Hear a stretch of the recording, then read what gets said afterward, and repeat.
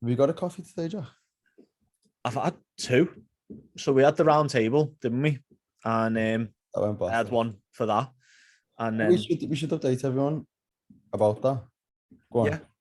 Anyway, So we've started the coffee and coaching club, which is not just for coaches, although the name would suggest that.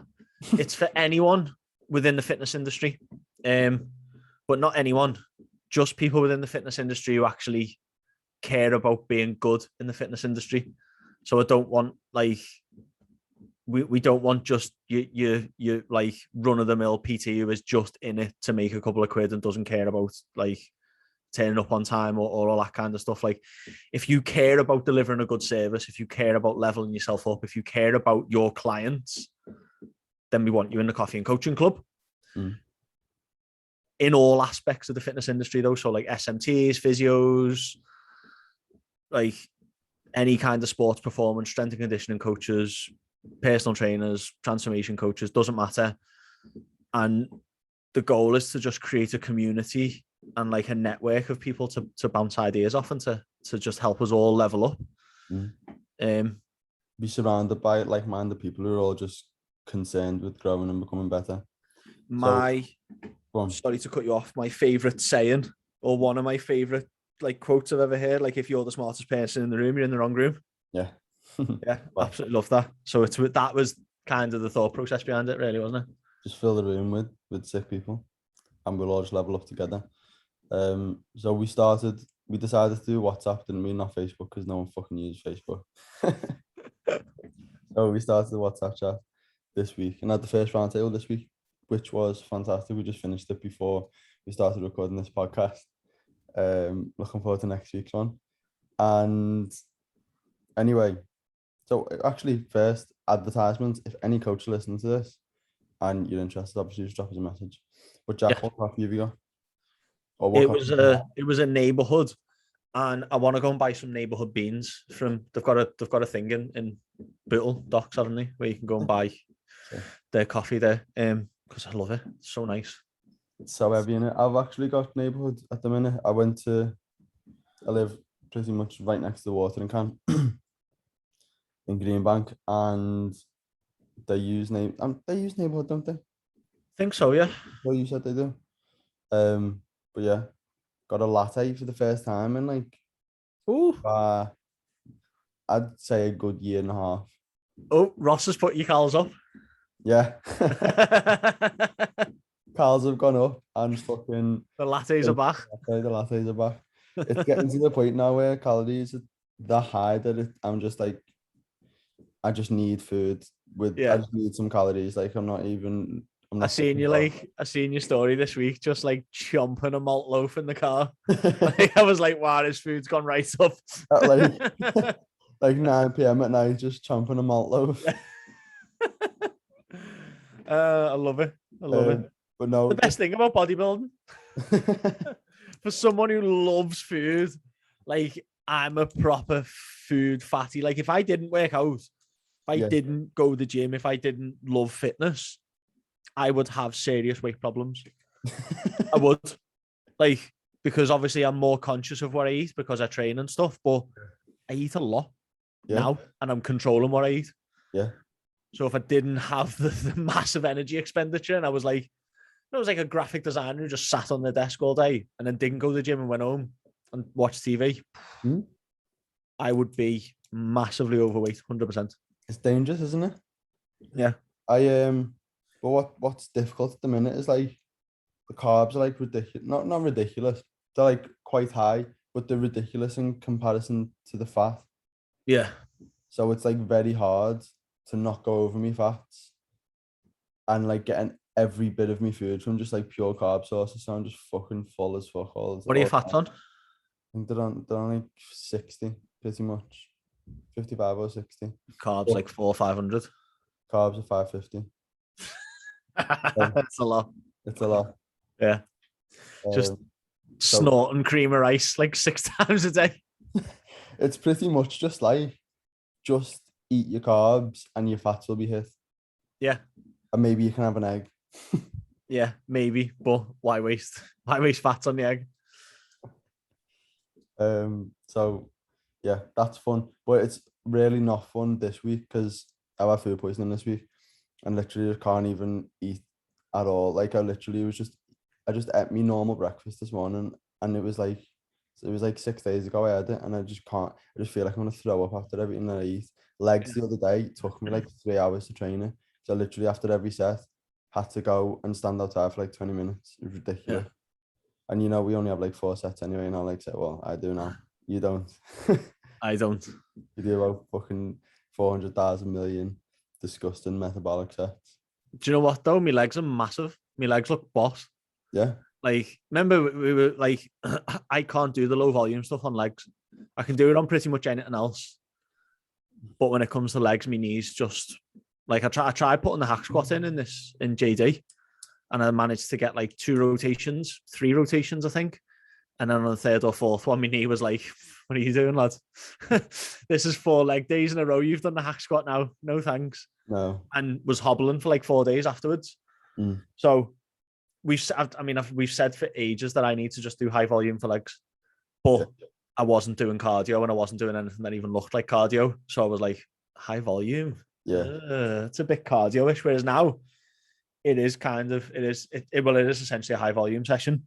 And like with the prowler and the walking lunges, not so much the walking lunges because the prowler isn't eccentrically loading. It's really good for not fucking my knees up. Make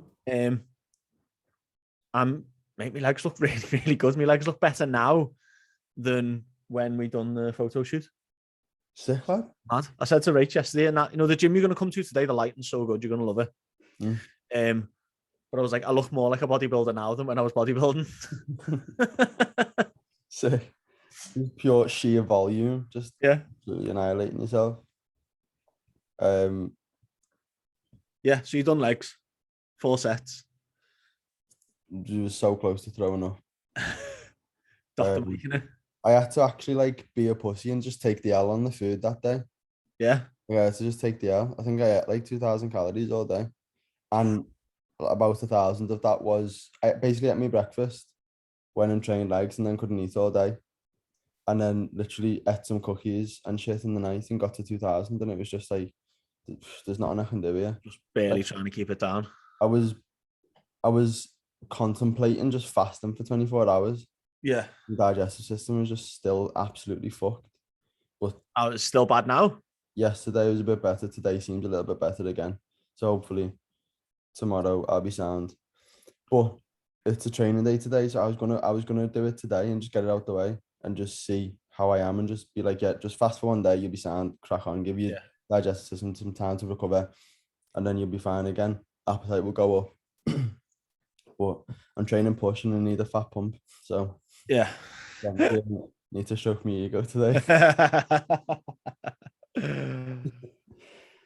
So we're gonna start today's episode with giving everyone an update on our lives, and then we're gonna tell you what to look for when you're looking for the coach. Because there's so many shit ones out there, and there's so many bad decisions that you guys make when choosing them. Some good decisions as well, but also a lot of bad decisions. So we want to arm you with the knowledge and the in-industry view of what to look for, because we're actually in it. We know who's good, we know who's shit, we know what to look for. So hopefully you'll get some value from it. How's your life, Jeff? Life is good. Big news that we've just decided about 10 minutes before starting this podcast that Rach is going to join the level 10 team. Like fully. She's been on the outskirts for a couple of months now since she started coaching, like helping me do, like, she's really good at like design and stuff and doing like guides and stuff like that. So she's done a lot of really good content for level 10 that I've just basically pinched and rebranded, that she made for her fitness stuff. And then she's been running the boot camps, and then she started doing some online coaching. But because she works with neurodivergent clients in person, the branding wasn't really fitting for neurotypical clients. So for anyone that doesn't know what neurodivergent and neurotypical means, that's neurodivergent is things like autism, Asperger's, challenging behavior, and neurotypical is not that. So your Gen Pop client, how carefully you're treading with your really, like, it's not something that I talk about a lot. And I am someone who could very, very easily put their foot in it here and offend a lot of people. So I'm trying my best to like, it's like walking on eggshells for me, this, because I'll put my foot in it. I'll say something stupid. So if I do, I apologize. I mean, absolutely no offense by it. I'm just stupid and ignorant and I don't know any better. So I apologize. I can see your brain ticking. Yeah, can you see how hard that was painful Yeah. for me, that? So if you're watching this, if you're not watching this live, just go and find the YouTube video of this and just go and watch that bit. It was painful.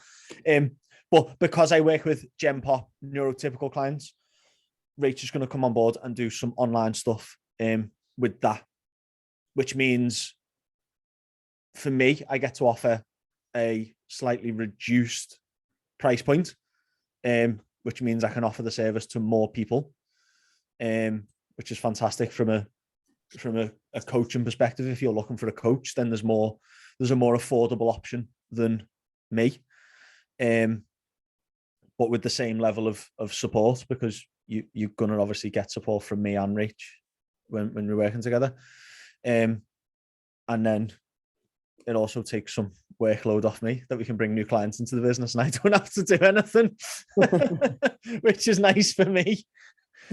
And obviously there's two of us marketing for the same thing. Yeah. The message is clearer when we're both saying the same thing. And it's just good. It's exciting. We like working together. We're actually one of those rare couples, I think, that can be around each other all the time and not want to rip each other's head off. Yeah. Which is nice. That is very nice. Yeah. So, even if you're going to be working together. Yeah. Yeah. Essential, some would say. That we can actually be around each other all day and not want to murder each other. You're also doing a lot of work for Aid to All, aren't you? Yes. And I'm actually just going to use this as a sales pitch for Aid to All as well. Because why not? It's a platform and I'm going to. Shameless. So I help out a charity called Aid for All. They're not actually a charity. They're just a group of people who've come together to just help people within the community. So we're not registered as a charity or anything yet. That is something that Kev is looking to do, but it's a very complicated process. But essentially, we just help people in the community. If people are struggling with food, they've got no food in the house, they've got no, like, they can't afford to get clothes for their kids, the washing machine's broken, they can't afford to fix it.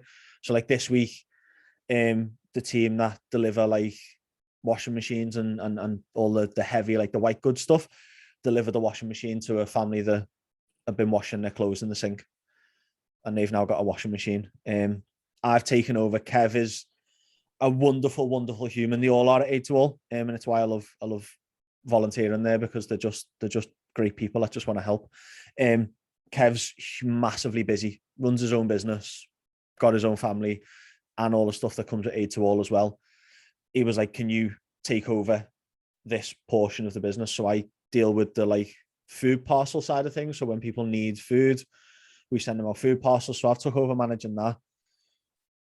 But our team is small, and this is where the shout out to anyone listening to this is: if you are in Liverpool and you want to help your community and you can drive, then please reach out to me or to Aid to All's Instagram, and let us know that you want to help, because we desperately need people who can drive to help deliver these food parcels to people, because we are all volunteers.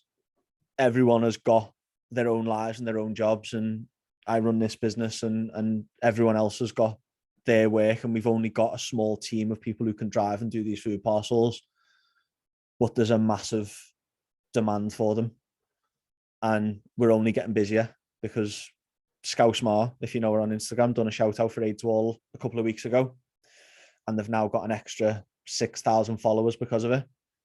which is great. We get more donations, but also now more people are aware of us, and there are a lot of people in need. So if you can help in any way, donations, food, old clothes, or you actually do want to jump in and help us with the food, anything within the organization, then please do reach out, because we're desperate for sound people to just go and help in the community. The more people that help, the more people we can help. And as Kev puts it so perfectly, and I absolutely love this phrase, there's no bullshit, it's just help. Like, there's no bullshit within Aid to All. Everyone is just straightforward. This is what you need to do. If you can do it and you can help, great. If you can't, that's fine. Don't worry about it. Absolutely no bullshit. It's just fantastic, and just a fantastic group of people. We just need more of them. I like that. No bullshit, just help. Yeah, it's fantastic, that, isn't it? Yeah. Love it. You should just take that and coin it for every single situation in life. Yeah. So no bullshit, just do another one. When you're talking about no bullshit. Yeah. No bullshit, just do another one. No bullshit, just help. Like, but as I mean, how nicely does that transfer over into what we do? Yeah. Like, if that was your whole ethos for a business, no bullshit, just help. Yeah. Just for anything in life, for any business, not even just our business, like any business or any product in the world, whether it's a service-based business or like it's an actual product. Yeah. There to serve a purpose to other people. That's literally what it is. Yeah. If you have a product or a service that helps people, you will be rewarded in society with money. Unless you're Apple and you can just rebrand the iPhone 12, but for more money, and be like, what's different about the iPhone 13? Fuck you. That's what's different.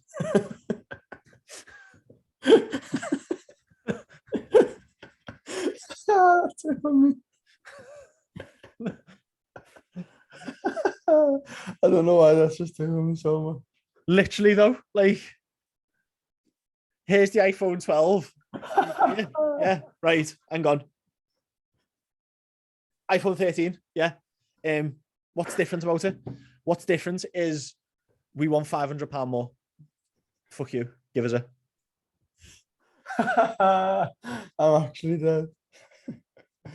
Have they actually? Is there actually nothing different about it? I'm sure there are some like internal differences, like the camera's probably a different camera, or like they've made it like half a gram lighter, or the processor can take like 3 megabyte more memory or some mad shit. But like, you look at it, it's the iPhone 12. Do you know what I mean? Like, unless you are massively concerned about what it is, like the internals, and you're big into that, I just can't see. It's just the same phone. Yeah.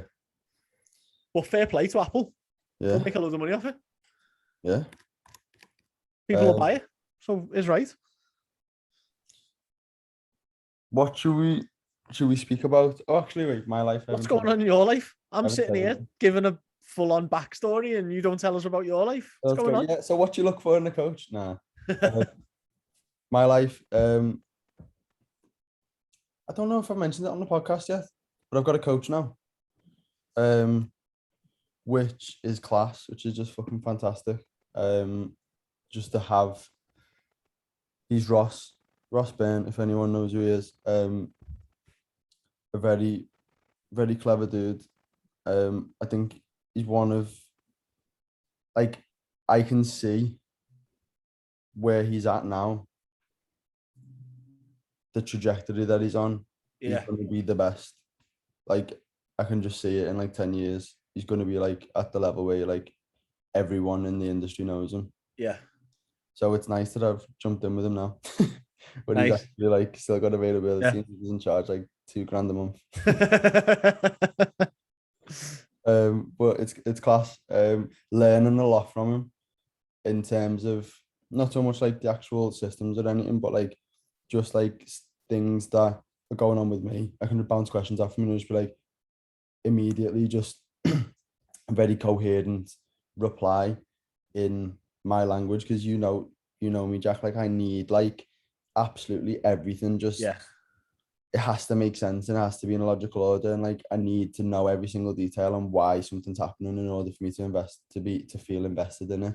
And he'll come back with a very coherent response. So it's working very well in that sense. I'm learning a lot and also progressing in the gym quite nicely. What is frustrating at the same time is since I started with him, I went to Ibiza, I've been ill, I've started jiu-jitsu. So everything's sort of like just the nature of bodybuilding. Yeah. I haven't had a nice run because Ibiza came after like 3 weeks when we were sort of in a familiarization period. Yeah. Body weight fluctuated a little bit. Then I had a couple of weeks and then I started jiu-jitsu. Then I fucking broke my leg as well in jiu-jitsu. What? Got a hairline fracture in jiu-jitsu. Oh, you never told me that. Yeah. I mean, it's not, I can still walk and stuff. It's just but a hairline fracture. So just is loads it tib or fib? Tibia, shin bone for everyone who's listening. It's not major, it's like so slight, but it's just like I can't do jiu-jitsu as soon as someone puts their hand on me, like it's just like devastating pain.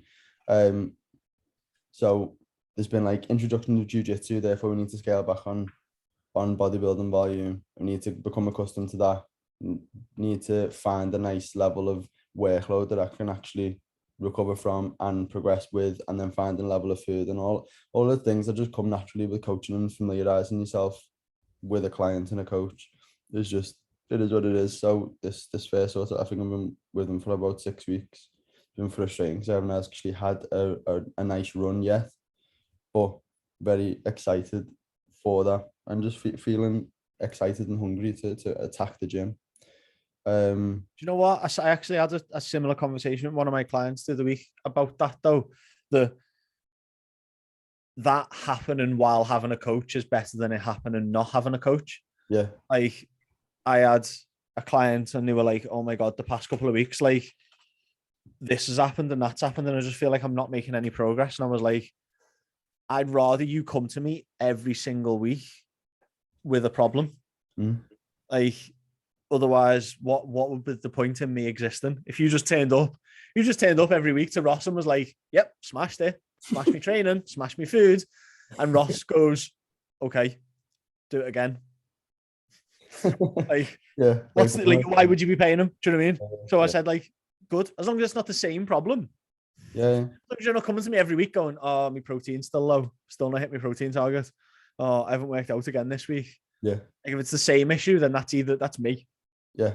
I'm not helping you overcome that issue. Yeah. But you come to me with a new problem every single week. And it's like you're saying, Ross is like this fantastic coach that's coming up and he can go in a very coherent way. Sound, do this. Then it's a successful week, isn't it? Even when it feels like a crap week. Yeah. It's not so much that it's a crap week. It's like what's frustrating about it is because you know I don't fuck about. Like I'm nailing everything apart from what I just said. I had to take the Alba food the other day. Yeah. I'm nailing everything, obviously, but frustrating because you know the potential. Yeah, it's frustrating because I know that I'm nailing everything, but it's like these things are like pulling me back. But also at the same time, it's patience. Bodybuilding is patience. Progress is patience. Everything in life is just like there's going to be times where life just punches you in the face or puts roadblocks in the way, and you've just got to maneuver around them. And there'll be a period where probably maybe this will continue for another 6 weeks or whatever it is, but there'll be a time when I'll get a nice run. And as long as I'm still if I can still progress in this shitty period and not lose my shit and not lose motivation and still keep the vision in my head of what I want and what I'm trying to achieve, when that period is removed and I get a nice run, the progress is going to go through the roof. Yeah. And that's all it is. Like life gets in the way all the time. We've got to just continue driving forwards as best as we can. These are the more crucial weeks, aren't they? Because it's easy on the good weeks. Yeah, exactly. Like when you sick it, when you fall into that inevitable like good run in like a couple of weeks' time or whatever, and you get like 2-3 months, like nothing goes wrong, nail your food, nail your training, recovery's on point. Like that's easy and you're loving it and it's sound. And then when like this pops up and like 3 or 4 things slap you in the face, it's so easy to just go, oh well, fuck it. Yeah, exactly. And like, think of like, you've made some progress this week. You've made some progress in the gym. You'll have done your utmost to not go backwards, even with the illness and with the hairline fracture and stuff. And if you hadn't have done that, you would have gone backwards. And so you might not be making leaps and bounds forwards, but you're holding firm where you are. And I think that gets lost on people. That's what matters. Yeah. Like, it's easy when it's easy. Yeah. There's a quote that always pops up on True Coach, isn't it? It's like, if you only, obviously it's a bit more like specific for just like one small acute situation, but it applies to this as well. It's like, if you only worked out on days where you felt good, you wouldn't get very far or something. It says, doesn't it? Have you seen that one? I've actually screenshotted one of them. To be successful, you must accept all challenges that come your way. You can't just accept the ones that you like. Yeah. Like, oh yeah, I like that. I like that workout. I'll do that one. I don't really like that workout. That's got lunges in it. I'm not going to do that one. Like, yeah. You just got to be fucking ruthless. You just got to almost disconnect your body from your mind, and just, I almost like think of it like I'm grabbing my body and just throwing it into this situation. Just get your body to do that thing. Yeah. And then your body will look how you want it to look, and your life will look how you want it to look. Your body will just do it, which is the maddest thing. Like, yeah. Your mind. Sorry to interrupt. I came up with the sickest phrase, and I don't know if it just gets lost on people. I think you might appreciate it. I put it in an Instagram caption, and we've already spoken about this many times, but the way I phrased it, I think you'll like. In fact, let me get it up. I don't want to get it wrong. Don't ruin it. Yeah. Don't ruin it. I also tweeted it because I don't go on Twitter enough. Pain in the gym is just a suggestion from your body asking you to stop. Who said you have to listen to it? Oh, I like that. Yeah. Yeah. Because it's just simple, isn't it? It's just a suggestion. It's just a suggestion. I love that. That's so good. Yeah, I've got a lot of time for that. Because it's like, it's not like a dictator with a gun to your head saying fucking stop or you'll die. Yeah. It's like someone just going, hey, stop like that. That's not, it's a bit painful. That. It's just a signal, isn't it? It's just it's a text message. Yeah. Essentially. Hey, stop that. I don't like that. Just go, nah, shut the fuck up, lad. I need to do this. Do you know what it is? It's like a notification on your phone. Yeah. Like, you're like me yesterday, going to the gym, tired, not slept properly, not really at food, not at the right food, going into it and stuff. Tons of notifications popping up in my brain going, you shouldn't be training now. You should be in bed. This is a session you should skip. And I just fucking cleared them all and went in. Came the session. Yeah. If your body will do it. With your body, I mean, realistically speaking, yesterday's session was not smart. It was not. It was not. I probably should have not. I should have listened to the notifications yesterday, but it did it. The body did it. Sometimes you have just got to do it. Like, there's other reason why you did that. Yeah. Which you can speak about if you want to or not, but you had to do that regardless of whether it was a correct decision or not. And the point is, you were in control of your mind to the point where you were just like, I know I have to do this. Yeah. I'm strong enough mentally to just force my body to do that. Yeah. So obviously I'll speak about it to what I can do within the realms of the podcast and stuff. Went for a session yesterday with a client. And like, we were training together. It was they've kind of been off the radar for a couple of weeks. So I'm going to make you train with me so that I know you've done a horrible, tough workout, and we can sort of kick the door down, like that door that's been shut, and you're like, I'm going to go back to the gym. It's going to hurt. This is going to be hard. I'm going to feel uncomfortable. Instead of that, you've got me. Your first session back is me, and I'm going through it with you. And I'm like, right, let's just fucking do this. Let's just go. Let's just get it done. It's going to hurt. Things are going to ache, but it's fine because you'll feel fucking sick afterwards. So that was the purpose of that training session yesterday. One, the client was there waiting for me, and I got stuck in traffic outside the gym because there's traffic lights there, absolute nightmare. So I was like I was only like 2 minutes late, but that is, again, we were going to talk about this in a second, is not acceptable. I should have been there before them. But there was no way I couldn't turn up to that session. I couldn't not go. There was no way I was going to message him and be like, oh mate, I'm a bit tired. I didn't sleep well last night. Or I haven't really had food. Like I had to go to that session. If I hadn't been to bed, if I had napped, if I felt sick, I was going to that session. I had to. And I also had to turn up and be the role model of this is how hard I want you to train. Like this is how hard I train. I'm not going to be the weak link in this session because you're paying me to coach you. If I can't pull a big session out when I say I want one, then why the hell would you? So like from a training perspective, for me and my own results, it wasn't ideal, and my own health and all that. But that goes out the window when it comes to the business and when it comes to your professionalism within the business. That I had to turn up and do that. So I did, and it was a good session. I felt good in the session. I don't feel good now. And me and Rachel have got a session today, but I think I'm probably just going to do a bit of a deloady session. Yeah. I'm still going to train because it's more the cardio side of things. I should be okay. And then tomorrow's a rest day, be fine. But yeah, you'll be sound. When you've got the mental side of things, the body will just follow you. Like some of the SF guys, that like the special forces guys that I know, like friends who are in special forces, their body is no different to mine.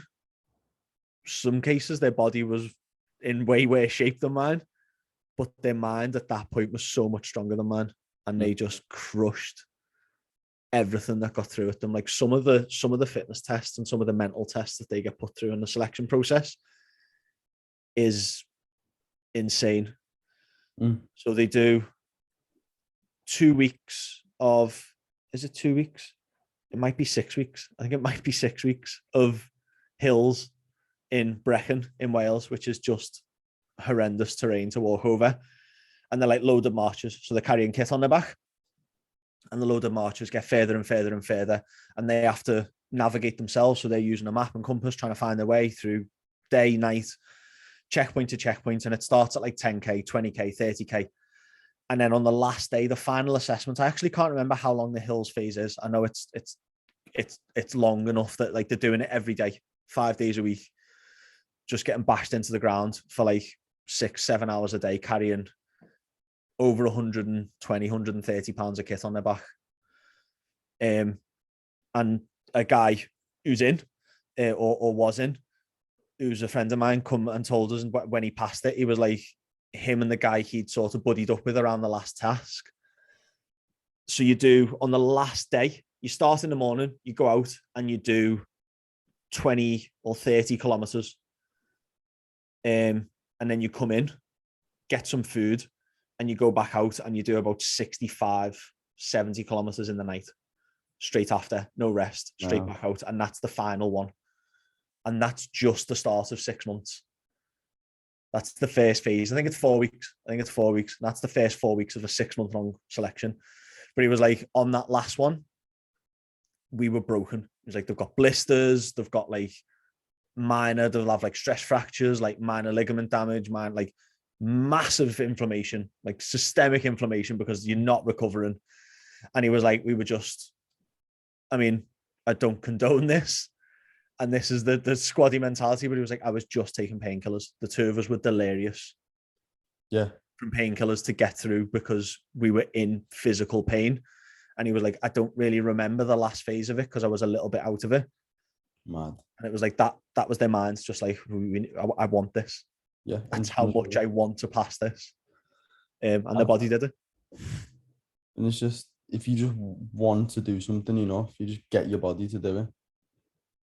It's like, that's sort of the shit that I'm thinking about. Obviously not to that extent whatsoever, but when I'm coming to the end of a set on like the hack squat or something, like the things that are going through my head, I'm just like, I know this is so painful right now. I don't want to do another one, but I know that if I just let myself go down, just get down, and then your body will get you back up. Yeah. Just put yourself down and then you'll get back up. And that it's just, your body can go so much further than you think. And that's in physical situations, but also just in life. If you can just force yourself to sit down at the fucking computer, put your phone away and just not touch it, you can just force your body to do the work. even on the days where you don't want to do it, you'll progress in life and business. And the same thing in the gym, physically. That you gave me a question last week to go meditate on, and it was fantastic. I really enjoyed it. I had a fantastic meditation afterwards. What would you do if you knew you couldn't fail? Yeah. Such a good question to just sit and think on. And I've said that to, like, I've posed that as a question to one of my clients today for the exact same reason. Like, what if the world's your oyster, like what do you want to look like? What do you like? How fit do you want to be? How fast do you want to be able to run? What do you want to be able to lift? Like, I don't care what you think is possible. Like, oh, well, I'd like to be a clothes size smaller. No, fuck that. What do you really want? Yeah. Like, what do you really want? Like, if you could click your fingers and have anything on the planet, Yeah. what would you have achieved? Because it's not, oh, I'm a size 16, I want to be a size 14, is it? That's bullshit. That's what you think you're capable of. Mm-hmm.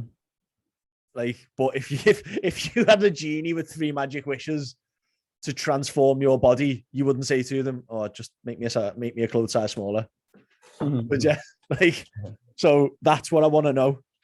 And then if it is something completely unrealistic, we'll work back from it. Like, if you tell me, well, I want to actually be J-Lo, I don't want to look like her, I want to be here. It's like, okay, well, probably definitely can't make that happen, but we can get you in the best shape you've ever been in your life, if that's what you want. Yeah. So what did you come up with after meditating on that question? I can't discuss it on here, but I will discuss it with you after this. Wow. Yeah, it's big. Big? It's insanely big. Like, yeah, I'm so excited about it. Why have you not told me this yet? This was last week. I know. I haven't told anyone about it really. I've spoke to Rach about it, and then I've began to make some inquiries about it. Yeah. But yeah, it's going to be, it's like, when it was one of those, right? You know, when you hear about, like, Thingy Dyson having his idea for a Hoover and it just clicked, or like Mark Zuckerberg thinking of Facebook and he was just like, I wasn't doing anything and it just popped in my head. It was that happened, and I was just like, it was just so clear that this is what I need to do. Yeah. And I ran downstairs to tell Rach, and she was like, oh my God, yeah, start writing about it now. So I writ the base of the idea down. Oh, it's heavy, you know. Unreal, lad. Everyone listening's like, what is it? What is it? Tell me. You can have it. You can have access to it when it's finished. Oh. Yeah. I'm excited, lad. I want to pause this recording. I'll tell you afterwards. Yeah, so pretty much going back to the question, I think that's all that's really going on. Oh, the period of inconsistent progress is going to continue because I'm going to be probably moving house next week. You found yes, nice. Where? Do you know? Yeah, do you know Egworth Road, the TA? I do. Yeah. You know the TA? It's like literally opposite that, down one of them roads, like near the park. So it's a Bylark Lane, but like on the back of it. Yeah. I know. Nice. There. Very, very excited. I feel like an actual adult. I feel like a grown up. I'm a real boy. Yeah, weird as fuck. So potentially moving house next week. The full, like, it hasn't fully been accepted yet. We're doing the application process. And I said to you previously, just before we started, considering the next step in business, because the goals that I've set myself for what I thought that I wanted have pretty much been achieved now in terms of like client numbers and what I want to remain on probably forever. I don't ever really want to go above this or below this. I just want to sort of stay where I am. So now I'm thinking about the next thing, what can I do? And I'm sort of flirting with the idea again of hiring someone and building a team, but I'm not sure. And there's a whole load of ideas floating around which I need to just spend the next couple of weeks and months just really dialing down and figuring out what I actually want for the business and what direction I want to take it in. Awesome. right, what should people be looking for in a coach? We want to do red flags first. Yeah. Red flags. I mean, should we do in person and then online? Because I think the red flags are different. Yeah, but maybe we should just like bounce between online Yeah. and Okay. Yeah. Sound. Because some of them cross over, don't they? And some of yeah. them you probably wouldn't see. Yeah. Yeah. Sound. Go on. What's your first and foremost the biggest red flag for you? So we've spoken about this on the previous podcast when we ripped that kid apart for being on his phone in the session. Like, nah. Yeah. Get the fuck off the phone in the fucking session. Like, this is for PTs, obviously. And for, like, I suppose as well, if you're getting a check-in off your coaching and he was texting Yeah. while checking, like, nah. But that would probably be much less likely to happen. But still. But the main thing is, if you ever see a PT messaging or on the phone or voice noting anyone, whether it's another client or whatever, it's fucking completely unacceptable unless they're like on the phone showing you something Yeah. or sending you something or putting something in for your like data collection, maybe they're tracking your lifts on a Google document or whatever it might be. What's the dog doing? Going skit, chewing one of the chairs. Yeah, definitely. Just you looking from the outside in, you want the client to be the sole focus of the client session. And it sounds stupidly obvious when you say it out loud, but for some reason in the fitness industry, it's like accepted that like some people are just okay to have that happen. Although it's almost like, the thing with barbers that you won't tell them that they've cut your hair shit. You'll just go, oh yeah, looks boss, that nice one. Then leave and fume about it. But if you went to get your car washed and they scratched it, you kick off. Yeah. Like, it's that fitness industry is kind of like one of those. Like, if you're not, like, you wouldn't go to your doctors, go sit down in your appointments, and then your doctor's going, okay, so what's wrong with you? Yeah, hang on, let me just send this. So what, your leg sore, is it? Sound. Have you Googled it? No? Sound, I'll do that in a minute. Hang on. Like, you just wouldn't. You wouldn't even in McDonald's. Yeah. Like the server wouldn't be on their phone asking you what you want. But not even like that. They're eating. If they're eating in front of you, if they're talking to someone else in your session, one that really bugbears me on that, like that attentiveness within a session, is speaking to someone else in the gym and not including the client in the conversation. Like, I had a client in our gym last night and Rach was there waiting for her client to turn up. And I was speaking to Rach during the client's session as the client was like resting, but was like including her within the conversation. So it was like, oh, Rach, tell her about what happened today. Or, oh yeah, so this happened with the dog. Rach, remember that? And then they feel included, then they're resting. It's not into the resting anyway, so that it's not interrupting the session. But when you're just like, yeah, mate, the client's there, and they've got their back to them, like, yeah, mate, what are you doing later? Yeah, I'll be out with you. But it's like, wow. Like, why? Just, yeah. So like basic customer service, not even exceptional customer service. Yeah, just basic. You're my customer, so I'm actually going to pay attention to you while you're here. Yeah, it's just, it's mad. But people accept it because the industry standards are just so low. Yeah. Like, it's just normal. And I think this is why there's like a perception of like being a PT. I don't know what it was like in your mind, Jack, but like being a PT when I was growing up, when I thought of a PT, it was just like a shit job, like proper shit.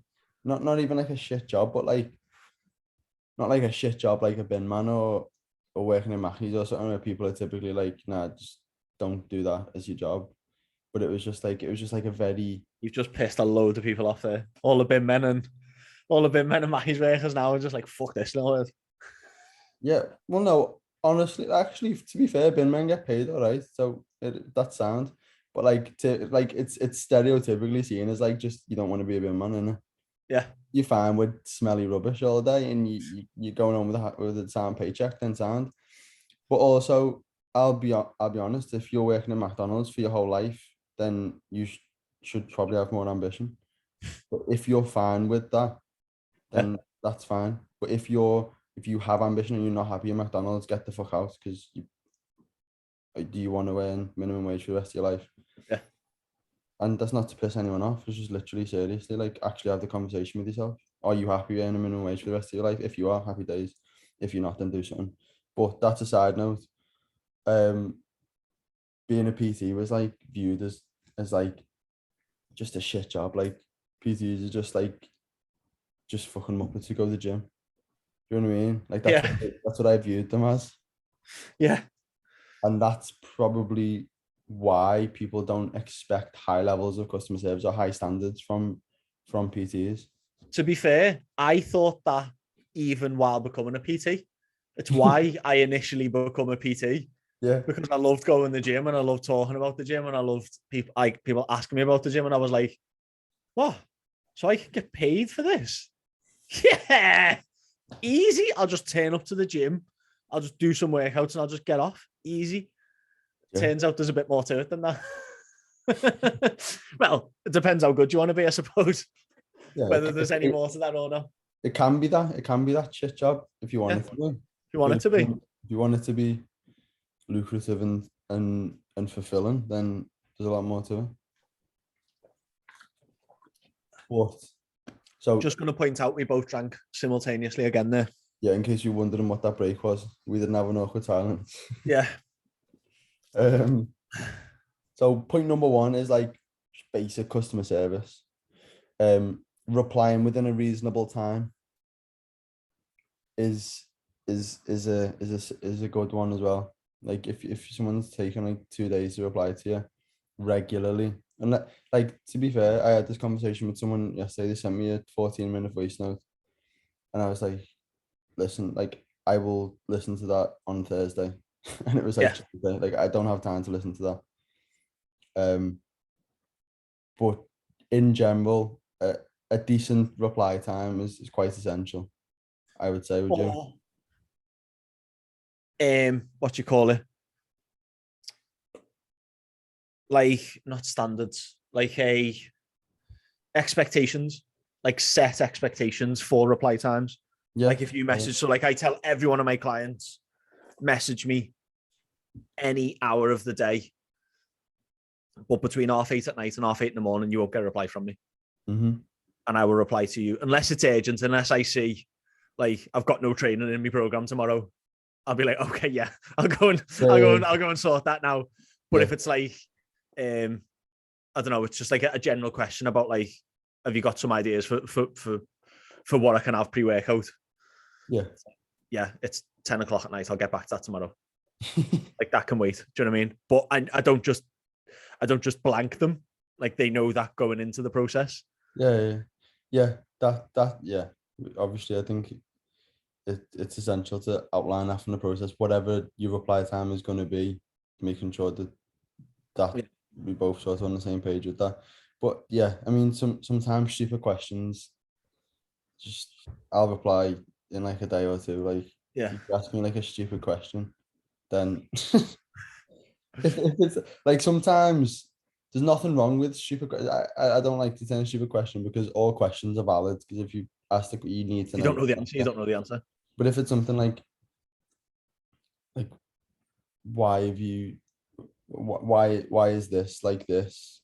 When I've already explained it like 6 times, like I'm not gonna reply to that until you're checking probably. Like now I need to go in deep for like 10 minutes explaining something. I'll wait till you're checking.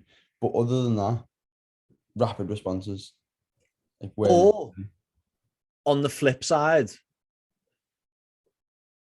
being clear when you're not going to respond or you can't as to why you haven't responded as quick as you usually do. So like there's some days like with me taking this aid to all stuff on, I've been a ghost this week.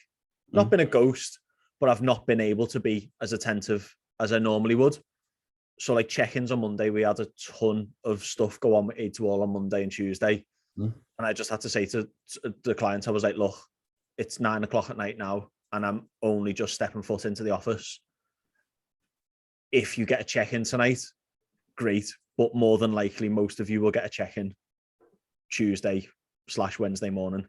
I'm making them aware of that rather than just me getting home on Monday night and going, oh, I'm not doing check-ins now. Ah, fuck it, they'll be out. And just not telling them. Do you know what I mean? Like explaining why your service that you've promised isn't gonna happen that day, and making a point of apologizing for one, because you've stated that that's what they're going to receive and they haven't. And two, not making it a regular thing. Definitely. So just all in all, I think we just rambled for like 10-15 minutes there, but just general good customer service. Essential. Like that, even if you are a terrible PT, like even if you can't teach someone to do a squat and you don't understand the first thing about macronutrients, but you've got exceptional customer service, you will do far better. You'll probably get better results with your clients than someone who knows a load but is a bit of a prick. Yeah, you definitely will. So if you're looking for a PT, coach, personal trainer, whatever you want to call them, and you can see any of those behaviors with their current clients,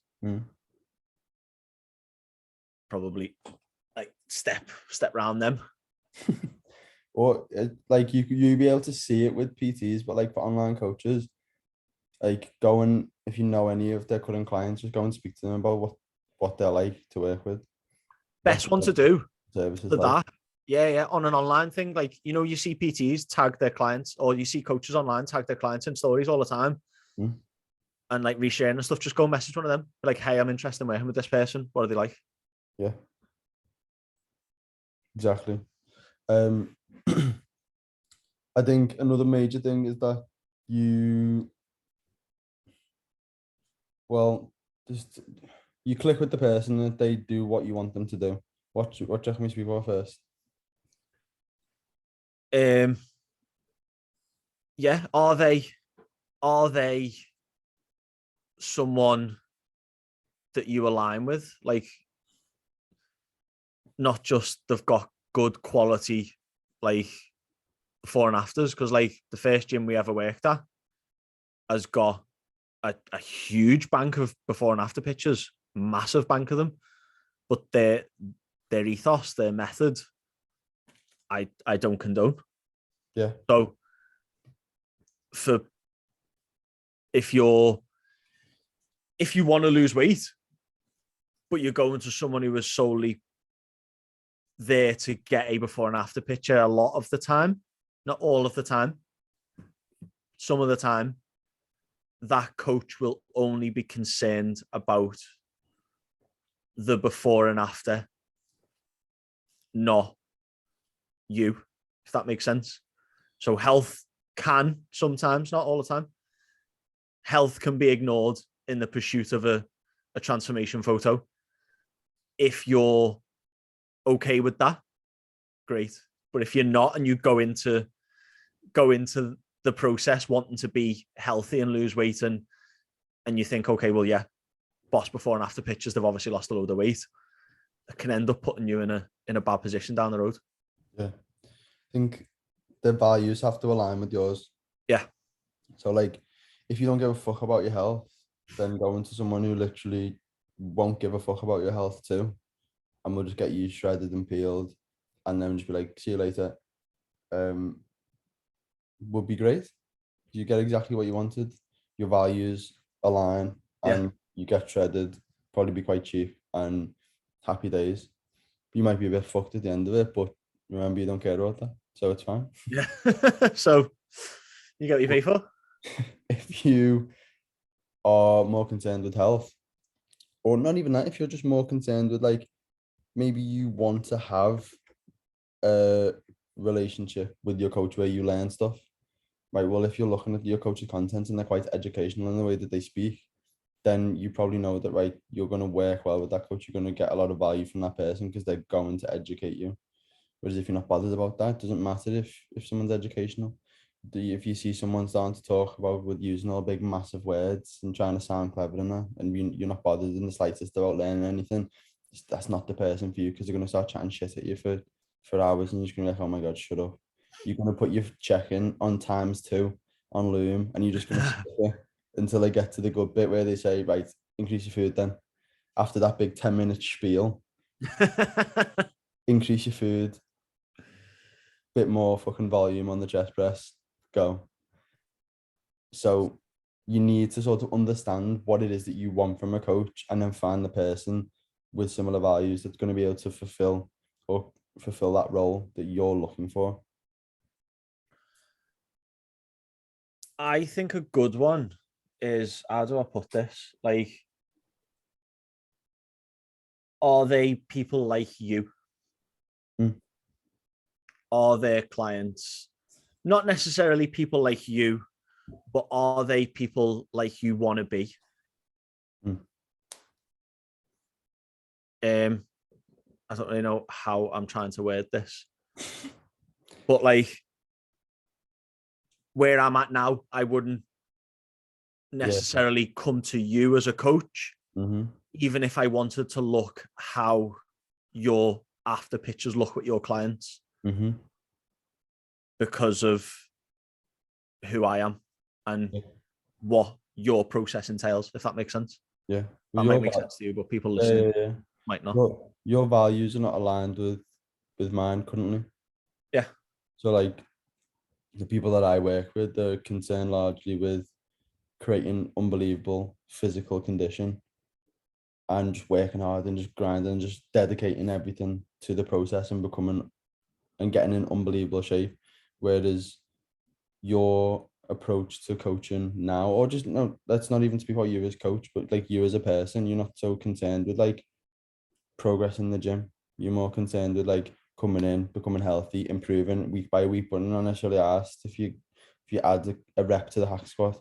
Yeah. You're more asked about just getting a session in, feeling good, feeling healthy, being able to come home and enjoy some food, going out to walk the dog, manage your stress, all these things. Like that's more important to you. But that's still important to me and my clients, and finding a balance. Did the dog just nail the table? The laptop. Sorry for anyone watching that. Yeah, there was a knock at the door, and my 40-kilo dog has just nearly knocked all of the computer stuff off the desk because he's an idiot. Jack's face fucking dropped for a sec while the computer was shuddering. The whole room shook. Yeah, but you're more concerned with balance in life, I would say, now, rather than being able to just dedicate yourself to one specific thing and attack it and throw everything into it, more so than I am. So in the same light, like I dedicate time to go and walk and do other stuff and see my girlfriend and whatever, see the dogs, whatever. But like I'm still obsessed with bodybuilding. So I will work best with people who are driven highly to achieve a goal in bodybuilding. Yeah. And that's not you at the minute, so you wouldn't come to me because that wouldn't make sense. We'd get frustrated by each other because I'd be like I said this to a client yesterday, like we both understand the importance of knowing your own personal values, but you will find time for the things that you value most. You are currently, the things you're currently doing reflect what you value most right now, whether you understand that properly or not. And because this client was struggling to go to the gym, she was like, I just haven't worked out this week and I don't know why. I was like, because you don't value working out. That's fine. It's not a bad thing. Like, but just currently the way your values sit and the way your thought processes are, is that you see the gym as a challenge and something that is going to be, it's not going to add value to your current values. I was like, whereas I will go to the gym regardless. Like I've got 5 sessions planned this week and I will find time to do them. So it hasn't mattered how busy I've been this week. I'll go to the gym. Hasn't mattered how busy I've been this week. I'll do my check-ins. I'll do the content. I will find the time for the things that I value most. Mm-hmm. Where was I going with this? Wow. Absolute brain blank. You were saying that you will only find time to do the things that you value the most. So if we would get, or We would get frustrated because I was gonna combat you, but you said we would get frustrated at each other working together.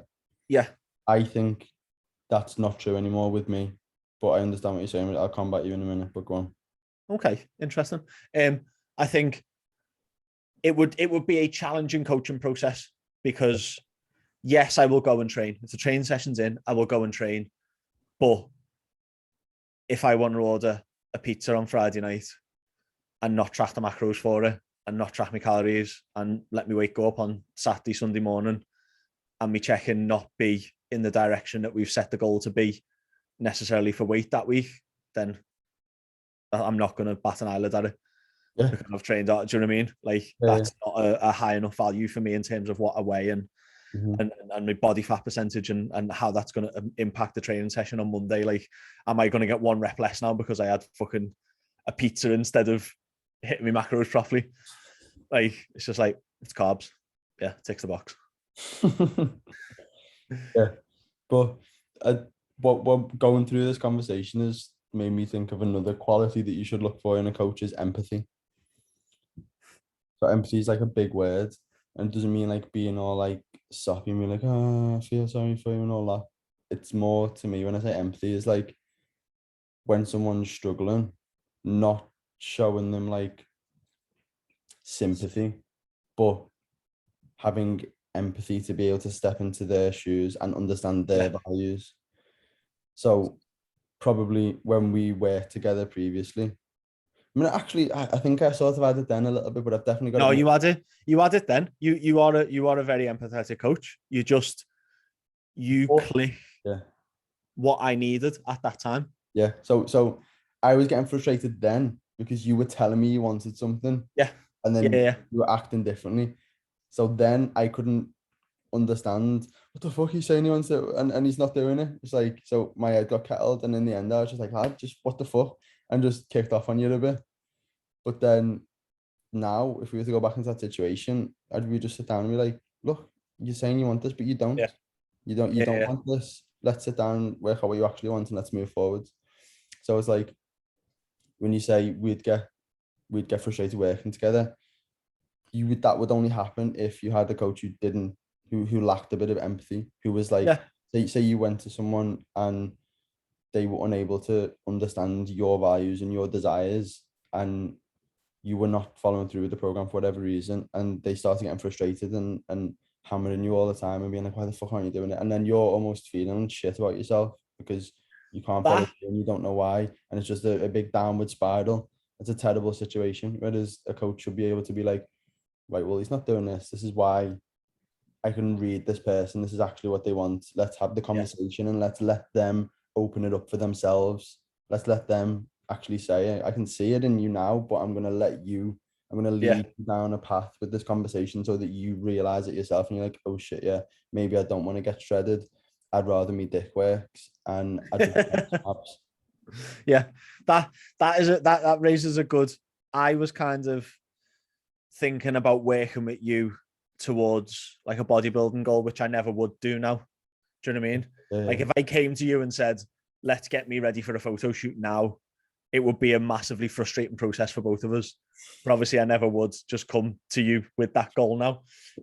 Maybe I will in the future. Maybe I'll just get an urge to be like, I want to do a bodybuilding show. Let's get me back on the drugs. But from a client side, if you do hire a coach, kind of knowing why you've hired them and being sort of, the coaching process can be quite like a close process, can't it? You've got to kind of open yourself up to the person you're working with. You're going to get the most results with them if you do. Yeah. To be honest with, like, to be open that they're probably going to ask you some awkward questions. Do they ask you awkward questions? That's a good spot, sign of a coach. The first conversation you have with someone, do they challenge you in what they're asking you on like the first phone call, the first consultation? I have a rule that, and I hate it. I still hate it now, but I have to do it. That the first time I speak to someone, I have to ask them a question about their goals that makes me cringe. So it has to be a really probing and deep question about something that they've said while speaking to me that makes me go, when you ask something and before you ask it, you're going, let's do a role play so people get an understanding. Because I know the sort of thing you mean, but I don't think people will know. So what's my name? How old am I? And what do I do? Your name's Sarah. You're 30. Mm-hmm. You're in a relationship. Yeah. And you come to me saying that you're unhappy with your weight and you want to lose a little bit of weight and tone up. Okay. That's a general inquiry question. Jack, so I'm overweight. I'm unhappy. I want to lose a bit of weight and tone up. Okay, why? I just don't really feel like happy when I look in the mirror and stuff. Okay, why do you think that is? I don't know. I just feel a little bit disgusted. How's this affecting you day to day? I just feel like I lack a little bit of confidence. Like when my boyfriend says, like when I see him, I just don't really feel like that confidence around him. I wish I could be a little bit lower in body weight. I think I'd feel a bit better. So at this point, the client's mentioned their boyfriend and being around them and feeling a bit self-conscious. And this is where I will start thinking of probing questions that are going to make me feel uncomfortable, but important probing questions, because you've mentioned to me about your partner now. So I know deep down inside you somewhere, the weight loss or the way you're feeling right now is affecting your relationship. Mm-hmm. You've popped a little flag up saying, I've mentioned my boyfriend, something's going on there. So I need to find out what, because you aren't really aware of it yet. Mm-hmm. Sometimes, often, until I ask the question. And this is why we do it.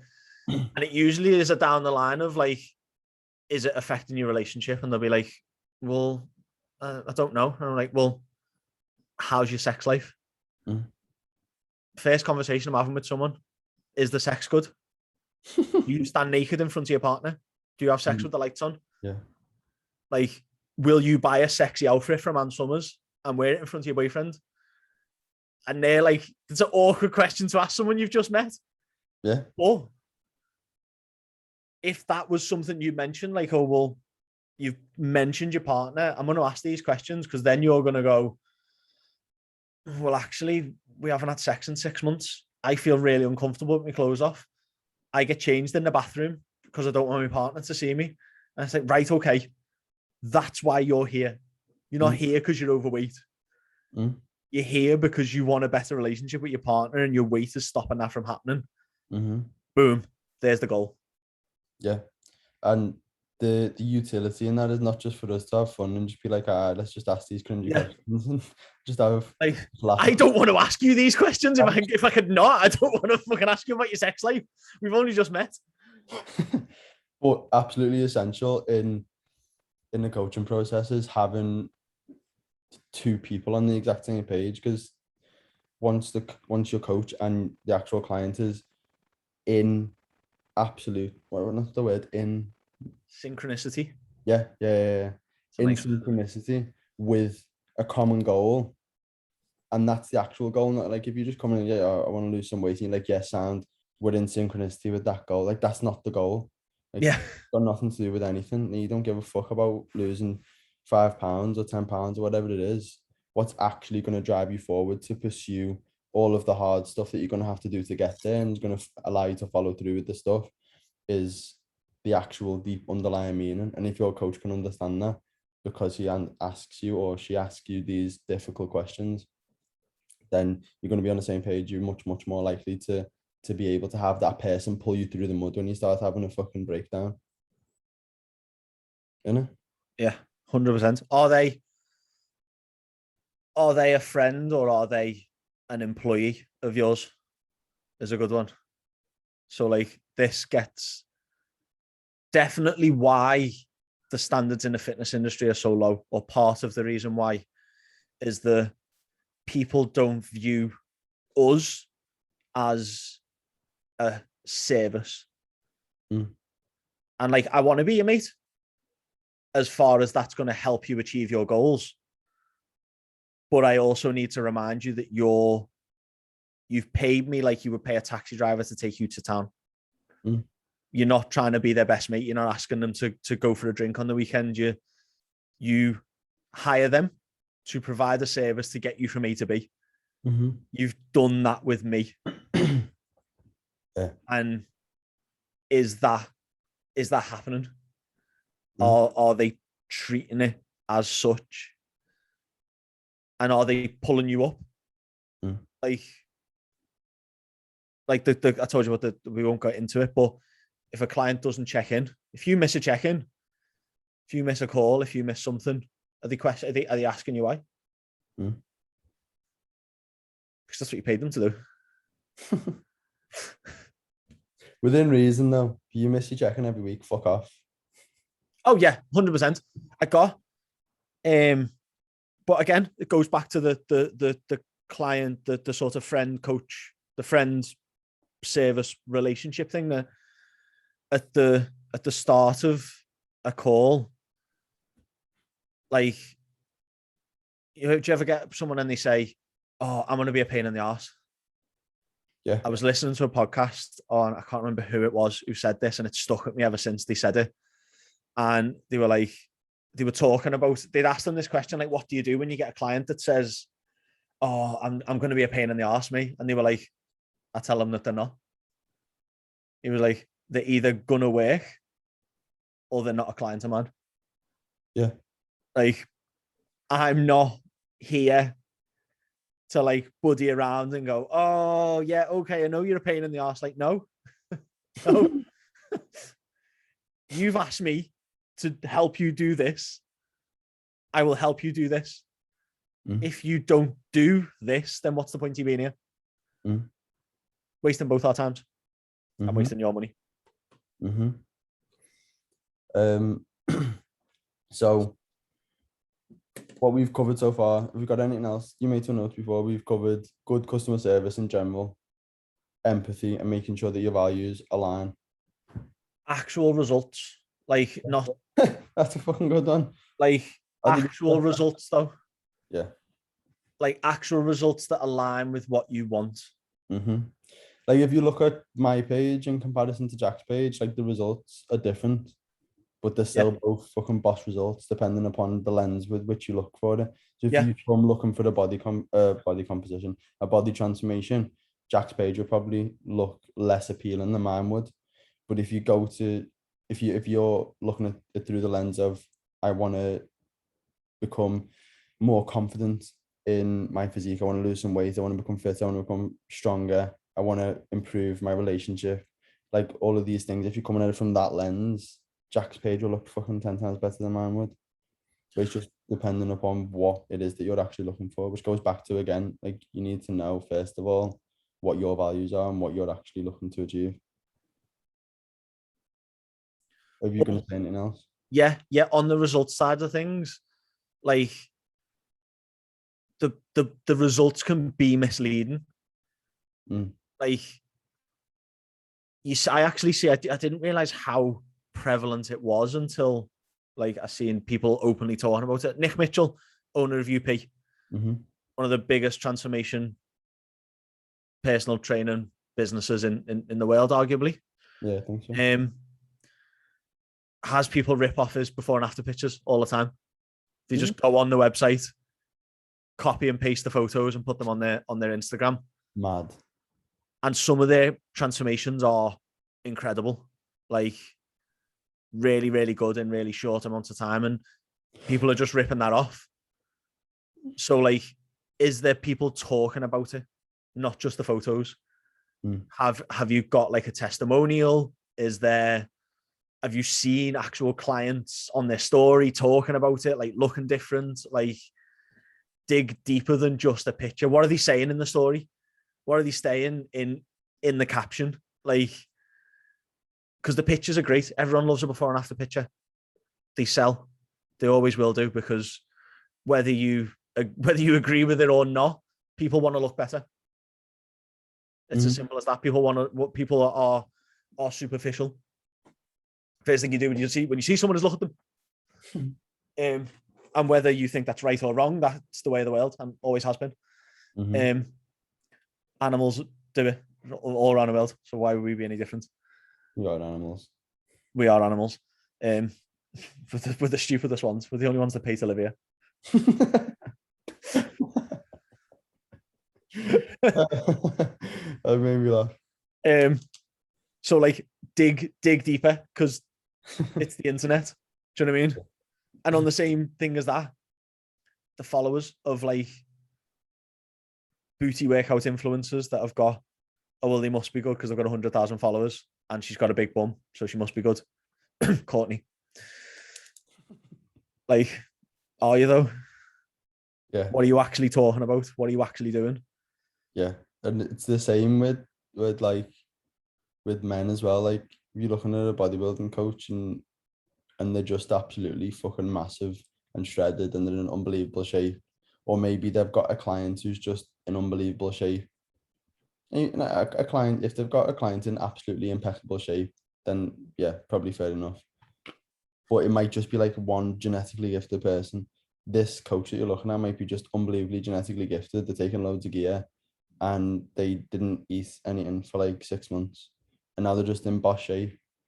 And you think that they did that because they know what they're doing. We had this joke a few months ago, do you remember? I know more about why you're in shape than you do. Yeah. I absolutely love that. Like sometimes it does baffle me because you see like people in ridiculous shape and they're just training like lunatics and they're eating like lunatics. And it's just like, yeah, fair enough. Like everything is aligned and you're in unbelievable shape, which is fantastic. But it's probably because you're genetically gifted, your cycle is insane, and you just work really, really hard. Yeah.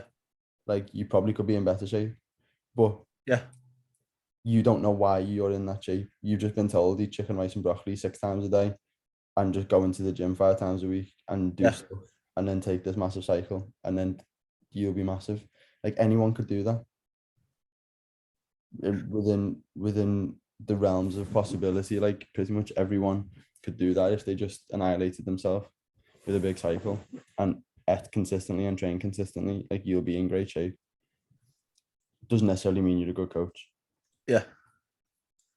Doesn't necessarily mean you can replicate that for other people. Yeah.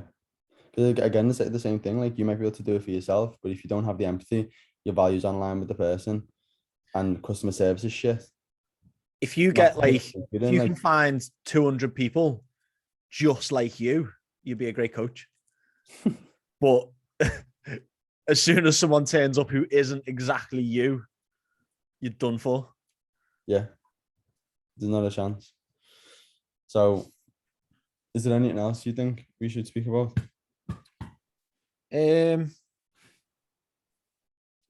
No, that's a good. So good customer service. Essential, even if they're a crap coach, even if they've got no results, even if they've just started coaching. Oh, do you know, I've just thought of a good one. You should see the desire for growth within that person. Yeah. Do they? Mark Coles has just put a post up about this. Has he? Yeah. You're expecting how can you expect your clients to invest in you if you're not investing in you? Yeah. Is the person you're looking at growing as a coach, like, and as a human, like I know people who are doing the same thing in the industry as they were before I joined the army. And it's like, wow. I've, not to be big-headed, just confidence. This is confidence, not arrogance. I've done more in 2 years than you have in 12 to 15. Like, what's going on? That to me just screams this is just a job to you. Yeah.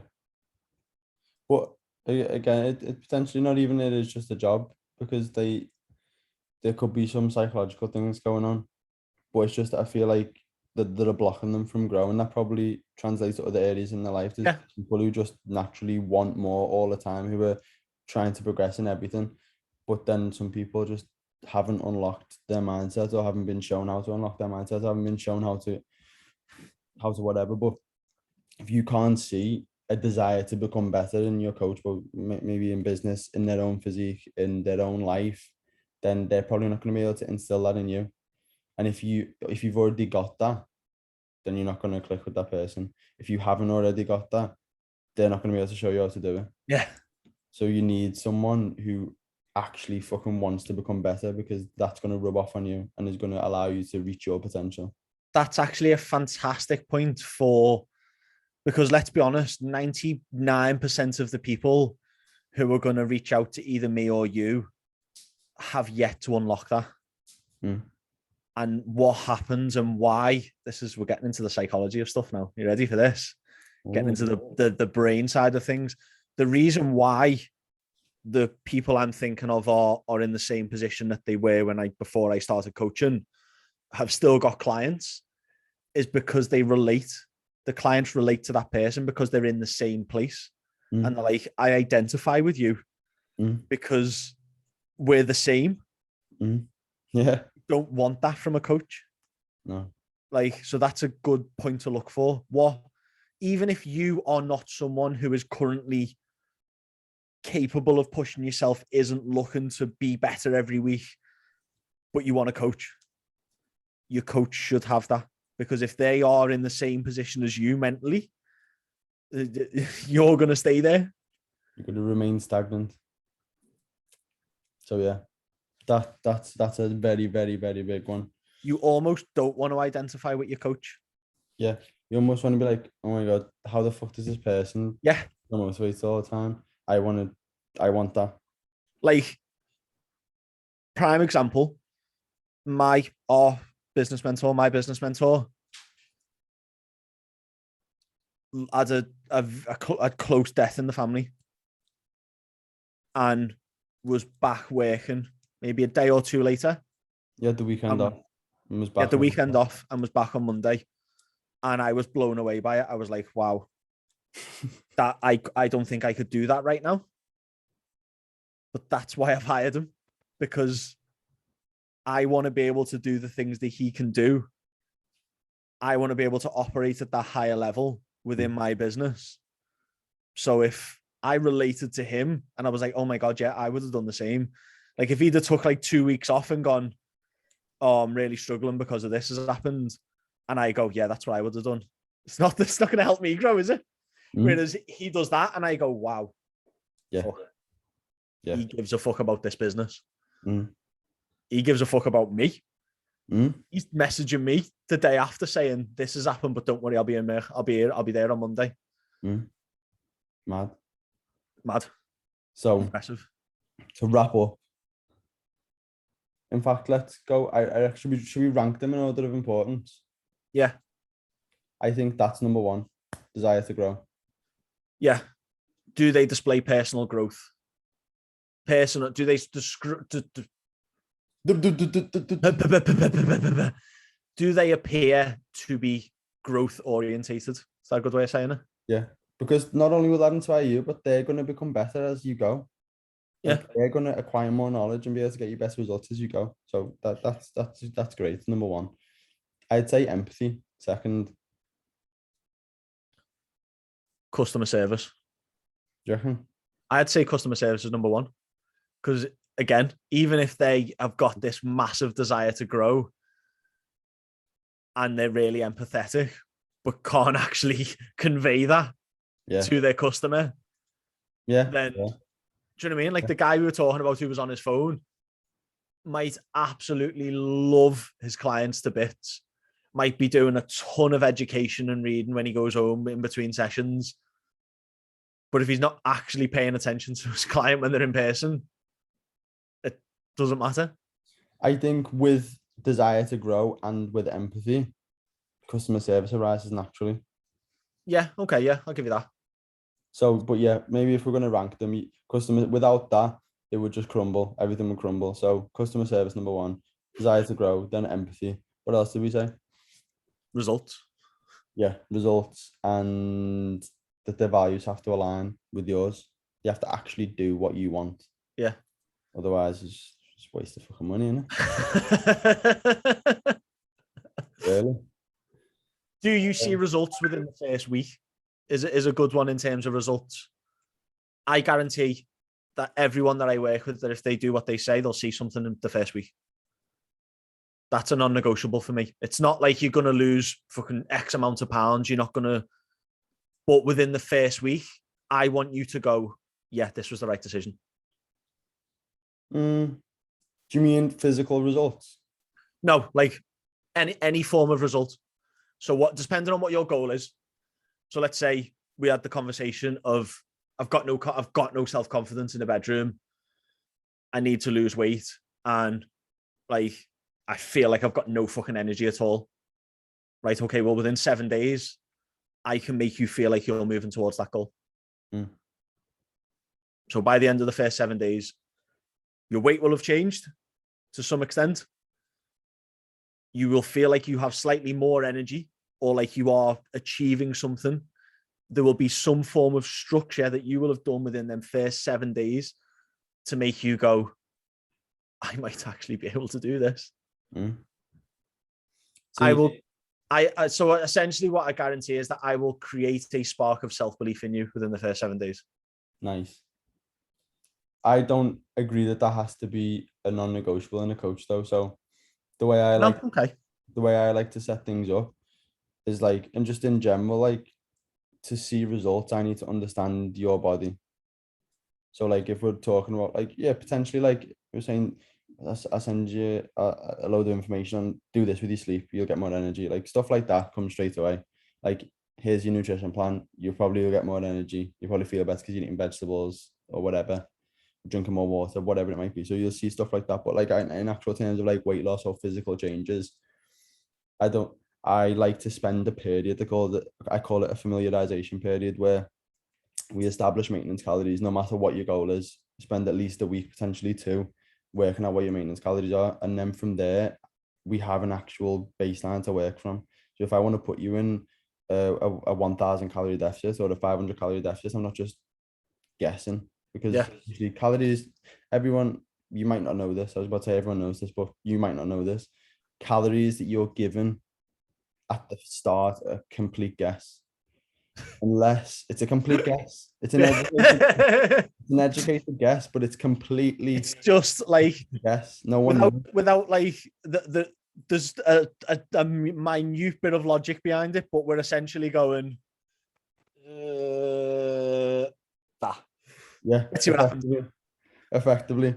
And we tell like I mean, I do definitely tell my clients that, and like yeah, I agree with you. Definitely that first week of, let's just see where the fuck you're at, and see what happens. Yeah. But I want that. Okay, so you're doing it. You're doing exactly what I do. So I counter your disagreement that you already do this without thinking about it. So you might not be saying, yeah, you're going to lose X amount of weight this week, but by your process of you saying to them, we're getting familiar where we're at, and you're explaining the process behind it, and you're explaining the mechanisms, you're creating that self-belief in them that they've made the right decision within the first 7 days. Yeah. Straight away. Like even like as soon as you pay them, it should be like, yeah, thank fuck. Yeah. Like the first message or whatever first phone call, first message, first. It should be like, yeah, this is the fucking this is it. You should be getting excited. Everything from the first phone call really should be like building blocks of this was the right decision. Yeah, this was the right decision. Yes, this was the right decision. Yes, I'm making progress. Yes. And then by the end of it, you're like, wouldn't have done that any other way. Yeah. That's the ideal. Definitely. But yeah, I like to spend that period just working out how your body's working, understanding, even with training, same thing. Like, I'm not trying to obliterate you with training for the first month, even definitely the first 2 weeks, just get you actually training with a high intensity, with good form, and with a level of volume that you can quite easily recover from. And then we can layer it on top of that. Throughout start, like, I think your clients are a bit different, but generally. Oh, do you know what? Like, I was just going to say, that is really prevalent with my clients. Yeah. because a lot of my clients will have come from a background of like hit workouts or like booty blasters or like arm fat blasting workout, you know, like stuff like that, where it's like massive amounts of volume. Like you need to be really sweaty and out of breath, otherwise you haven't done a proper workout. So then when I go, okay, here's your session for the week. You've got 3 sessions and there's 6 to 8 sets in there. Send me a video of each exercise. And they're like, is this enough? Like, I'm not going to lose weight off this. And I'm like, I know. So this isn't help you lose weight. Because we're not doing a fat blasting leg workout. We're doing you can't touch your knees, you can't touch your toes. So we're doing stuff that's going to help you. You can't touch your knees. You can't. I was trying to. Do you know what I've done then? I need a coffee. I was trying to think of a mobility issue that someone would have, and I couldn't think of one. So I was like, you can't touch your knees. Because I'm constantly getting presented with people who can't touch their knees. If you can't touch your knees, you need more help than Jack Ridley can give you. I promise to anyone listening to this podcast today, I am good at what I do.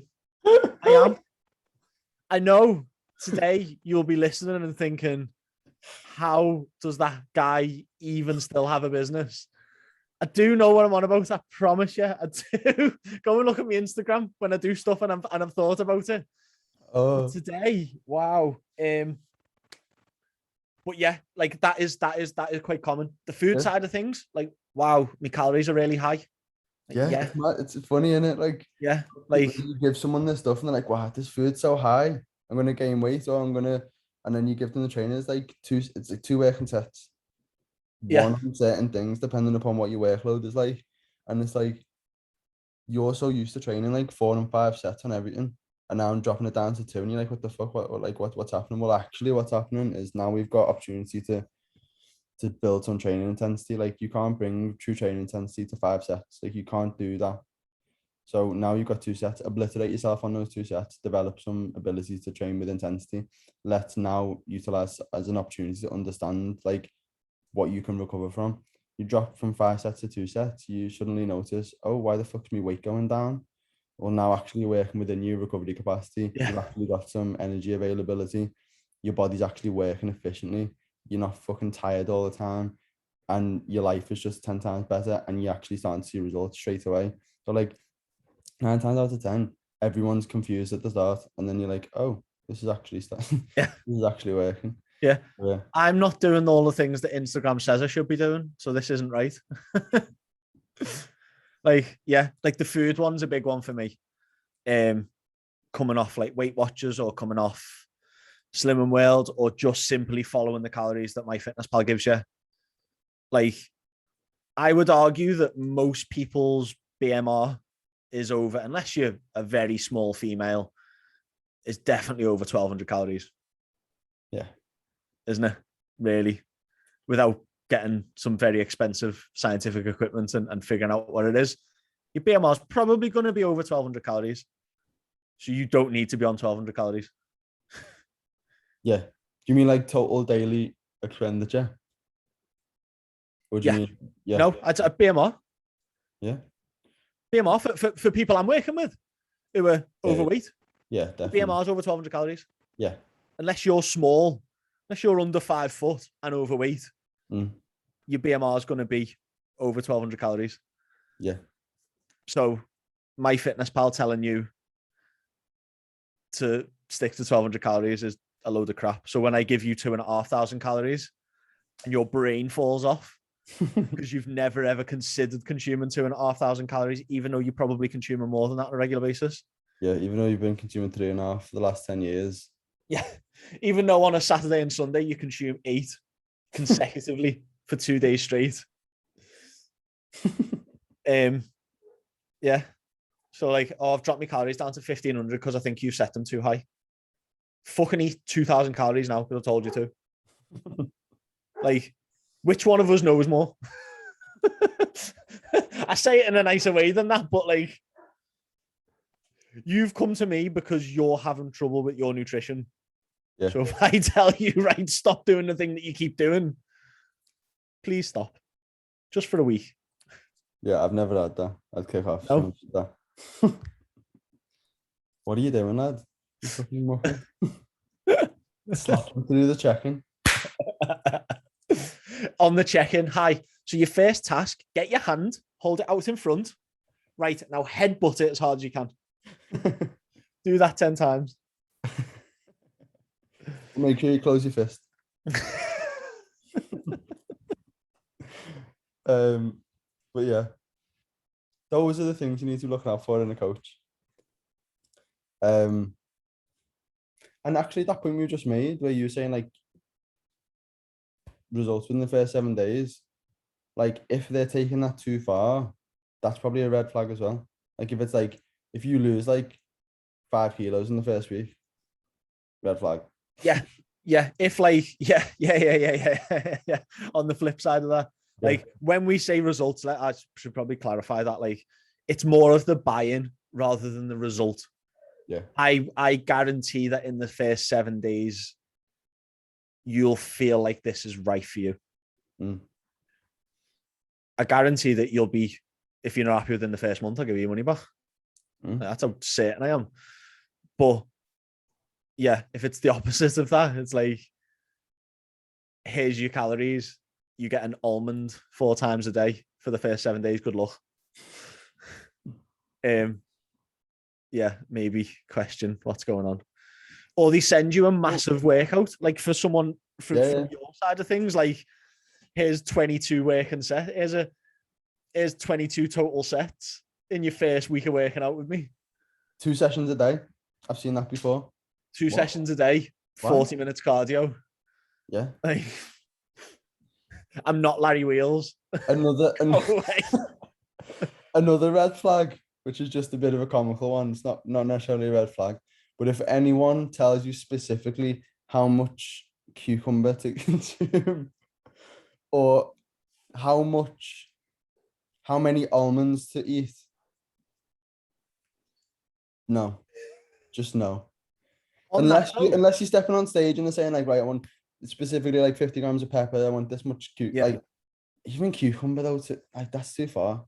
Maybe pepper or tomatoes, something like that. But maybe cucumber, tomatoes, yeah. But it's like 4 calories in the whole cucumber or something. Like it doesn't need to be weighed out. But on that one, another good one. We're getting on a roll here, and we're trying to wrap up. Speaking in absolute, is a massive red flag. We're on a roll here.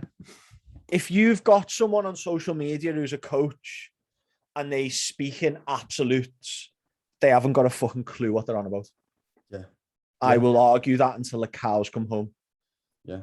That if you follow someone who says this is the way to train, this is the way to eat, this is what you have to do with your sleep, this is the best way to do this, and it is an absolute, and they speak with, and they won't hear it any other way, like this is an absolute, they're chatting shit. Yeah. They don't understand the science fully. They don't understand the mechanisms of what they're talking about fully. And I reckon in about 3 to 4 questions, I could pull their belief system apart. Quite big-headed of me, but I think I could. No, yeah, you could. There's no absolutes. There are none. Even with like training, like the way we train, like we've just been talking earlier in the podcast, like you used to train like with top and the back offset, your legs were fucking massive. Yeah. But it didn't work for you anymore because your knees were fucked. So you went high volume, probably lower intensity. And now your legs are in great shape. Yeah. And it's just like, well, half the bodybuilding world would say, no, you have to train in a different way. And actually, you just got to find what works best for you. If you were to train that way, you'd be out every other month for a week or 2, unable to train legs. Your legs would diminish. Where you just utilize knowledge and slot it in wherever it is needed based upon your actual case study specific to you. You need to get 7 to 9 hours sleep. Well, there is 100% someone out there who performs optimally on 6.5. Yeah. There's someone who performs optimally on 10. There is probably also someone who is a CEO and only gets 6 hours to sleep. Yeah. So what? Yeah. So then what do you do? Like, what happens then? Yeah. Well, they need 7 to 9, so they should fucking just dedicate an extra hour. What? Oh no. Yeah. No. Again, going back to empathy, understand Yeah. that person, their values. Understand, like you would have the conversation of, this is the health implications. This is what the science says about you getting 6 hours sleep. Are you happy with that? Does the negative of that, does the positive of that outweigh the negative? Like I was reading, what's his name? Irish coach, big Northern Irish. No idea. He coaches. Oh my God, what's his name? I have no Mark idea. Mark Rhodes' mentor. Oh, Phil Graham. Phil Graham. Wow, brain blank. Trains 20 minutes every day. 5 exercises back to back for 5 rounds for 20 minutes. That's all he does. Mad. Because that's what he has time for. He was talking about building a gym in his house. It was like, it saves time. He buys his time back by doing that, and it works for him. Mm-hmm. I've got no client that I would prescribe 7 20-minute workouts to, but it works for him. So I'm not going to speak in absolutes. I'm not going to say that's a stupid way to work out. Like, never train like that. Yeah. Like, it's about having the skill and the understanding and the knowledge. And with that comes the flexibility to be able to cater the program to that individual person, again, based on their values.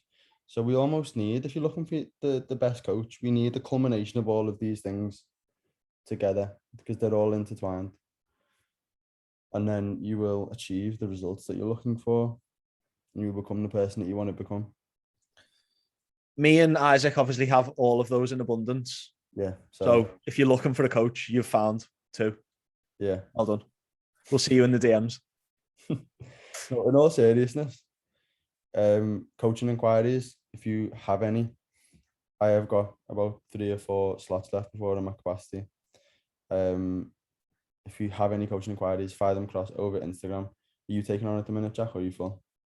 I'm actually taking on for both at the moment. You've got Rach now, haven't you? So of course you can be taking on.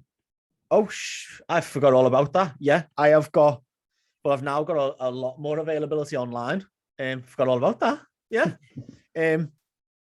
So if you are interested, or you'd just like to know more about how the Level 10 Life program works and what it is that we do inside Level 10, reach out, ask us some questions. If you just want to have a chat and pick my brain, I'm more than happy to do that. That's probably where I get my most enjoyment through the week, is just jumping on calls with people and be like, what's going on? What are you struggling with? Tell me about life. Let's fix it. And then I've got room for 1 person to come and work with me in person. 1. And that's not a sales, like, oh, I've only got 1 space, so I hope loads of you inquire. Like, I've got 2 hours to spare in the week. So that's 1 person. So if you do want to come and do in person with me, I don't actually charge that much in person compared to, considering like what I should charge for an hour, because it's not about the money. It's just about keeping current with actually coaching people in person, because you don't get that side of things from online. So I do it out of sort of enjoyment. Obviously, I need some payment for losing an hour out of my day, obviously, and you working with me for an hour out of my day, but I could charge a lot more for it and people would pay it, but I don't. And that's why I also only have... No, I know it sounds a bit arrogant, but like... No, I'm only joking. I understand completely. I'm just taking... I charge the same as what I charged when I first started PTing. Yeah. For the in-person PT, just because I enjoy doing it. And I only have like 5 hours a week that I do it. Yeah. So if you want 2 hours of my time for a discounted price, give us a message. Nice. And if I think you're actually going to work and you're actually going to put the effort in, then I might let you in. But I think you're going to waste me out. I think I'm going to wait. Like, you think if I think you're going to waste 2 hours of my week, there's absolutely no chance. Well, I think that about wraps it up. And we know it. it can be intimidating randomly messaging people to start working with them if you're a little bit unsure. Both of us, if you inquire, as Jack just said, we're not gonna take you on if we're not right for each other. So it would be a situation where we'll book a call and have a chat and see if we both think that we click. So if we jump on the phone and you really want to work with me, but I know that I can't help you, I'll send you to someone else or Exactly the same. We actually refer of what to do over the next few months. We actually refer out sometimes, don't we? Like I'll have a conversation with someone. I'm just like, hey, go and see Isaac. Like I'm not what I do. Like I was like, there's no point. I'd rather send someone to you if they're looking for, like the guy who wants to do a bodybuilding show. I was like, I understand the science behind it, but it's not what I do, mate. I'm not going to change my systems to make that fit for you. Just come see Isaac.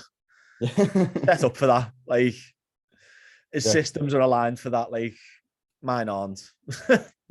Go see him. Yeah, but that wraps us up. Enjoyed today. I think we tried to end a half an hour ago and then got on a roll. Mad. Yeah, big podcast today. I know, it was a long one. That was like 2 hours. Yeah, it might have been an hour and a half. Still here, well done. Yeah, thanks for listening. And if you have any questions or anything you'd like us to cover in future topics, any topics you'd like us to cover in future episodes, then just hit us up on Instagram at coach.comada. At jack.level10life or rach.level10life. Nice. And also one last thing before we go. If you can help with Aid to All, reach out to me. And there was something else that we spoke about. If you are a coach and you want to get involved in a coffee and coaching club, reach out to either me or Isaac, and we'll vet you. No, we'll let you in with that sound. Unless you're the fucking muppet. Yeah, unless you've got loads of like body blasting workouts on your Instagram page. Unless I see you doing glue kickbacks on a Stairmaster. Unless I see you with ankle weights on. All right, thanks everyone for listening. See you soon.